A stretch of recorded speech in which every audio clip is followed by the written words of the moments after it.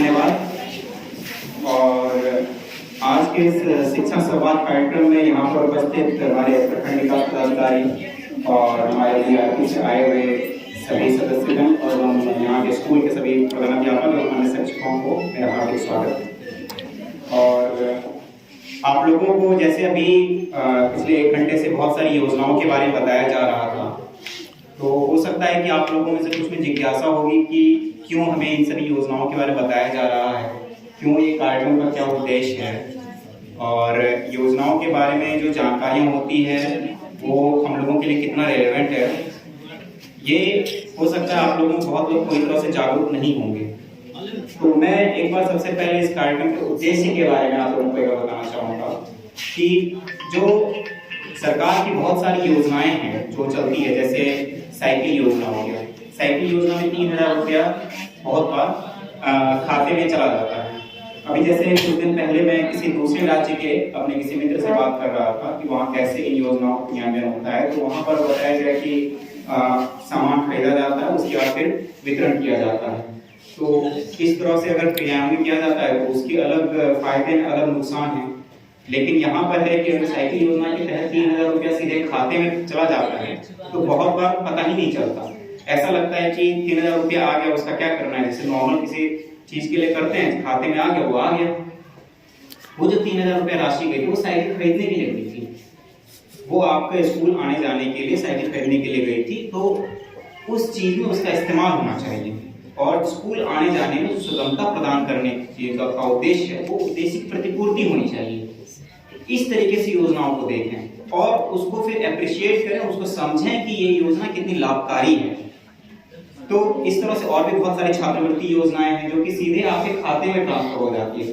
तो उन योजनाओं के बारे में आपको अभी बताया गया। आप लोगों में से जो थोड़ा सा ध्यान से सुने होंगे, उन्होंने अगर नोट किया होगा कि ये सब योजनाएं हैं, इसके आधार पे आपके खाते में राशि आएगी, तो आप लोग एक बार क्रॉस वेरीफाई जरूर कीजिएगा, जाके पूछिएगा खाते में पैसा आया कि नहीं आया, इस योजना के तहत कितनी राशि आनी चाहिए थी, आई कि नहीं आई।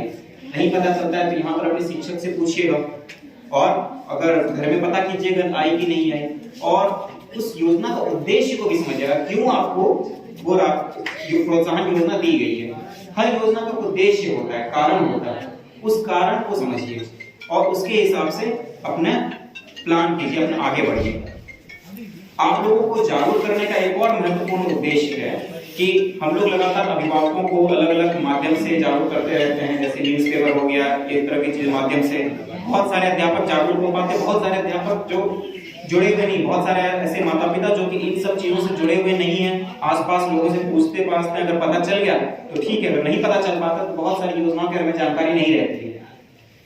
इसलिए आपको आपका जो कैरियर है, आपका अपना जो बनाना है, आप मेरे ख्याल से आप लोग सभी ने मन में कुछ ना कुछ तो सोचा होगा अपनी जिंदगी के बारे में। हम आगे बढ़ के ये बनना चाहते हैं, ये बनना चाहते हैं, कुछ भी, सबका अलग अलग विचारधारा है, अपने हिसाब से कुछ ना कुछ सोच के जरूर रखना चाहिए। वो आगे जाके वो सोच बदलती भी चली जाएगी।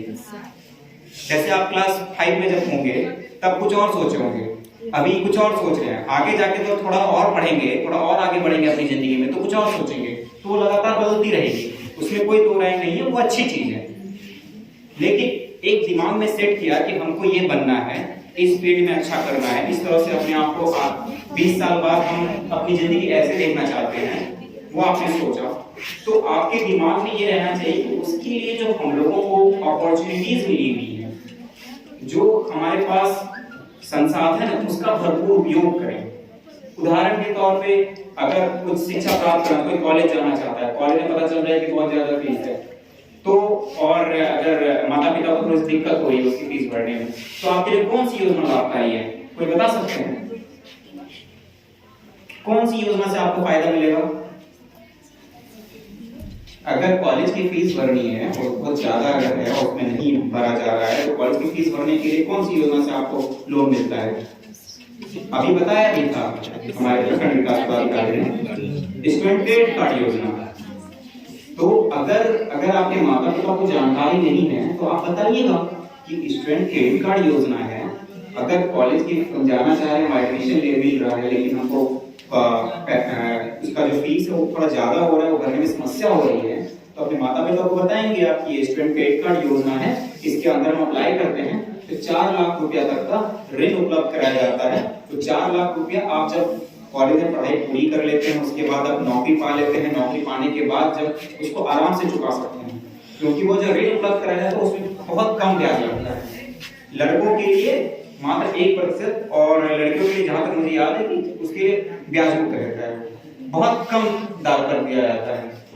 तो वो ये योजना से हमको फायदा मिल सकता है, 4 लाख रुपए तक का राशि मिल सकता है। योजना के बारे में जानेंगे तभी तो इसका फायदा उठा पाएंगे आप लोग। तो अभी जो बताया गया आप लोगों को सुनना चाहिए, अच्छे से समझना चाहिए इन चीजों को कि ऐसी कौन कौन सी चीज है। आपके आसपास बहुत सारी अपॉर्चुनिटीज हैं, बहुत सारे सुविधाएं, संसाधन हैं, उन सबका इस्तेमाल करना होगा। जो भी मौके मिल रहे हैं उसका पूरी तरह से इस्तेमाल कीजिए, तभी आप अपना कैरियर आगे बढ़ा पाएंगे। एक और कार्यक्रम है जैसे कुशल युवा कार्यक्रम। कुशल युवा कार्यक्रम के बारे में आप लोगों ने सुना अच्छे से, अभी आप लोगों को बताया गया। कोई है जो अच्छे से बता सकता है कि कुशल युवा कार्यक्रम में क्या बताया जाएगा आप लोगों को? देखिए, अभी अगर आपको जैसे क्लास 9, 10 पूरी करिए, उसके बाद कॉलेज 11, 12 भी कर ले, कॉलेज भी कर लेते हैं। आगे आने वाले समय में जब कोई भी आप लोग नौकरी करना चाहेंगे या किसी भी फील्ड में तो आगे बढ़ेंगे, तो 2-3 चीजें जो बहुत ही महत्वपूर्ण होती है, उसको सॉफ्ट स्किल्स कहा जाता है। सॉफ्ट स्किल मतलब हो गया कि वो कोई, जैसे अब मैकेनिक काम हो गया जैसे मान लिया, तो उसको पूरा स्किल आना चाहिए कि मैकेनिक, उसको गाड़ी का सारा पार्ट मुझे पता रहना चाहिए, वो बहुत हार्ड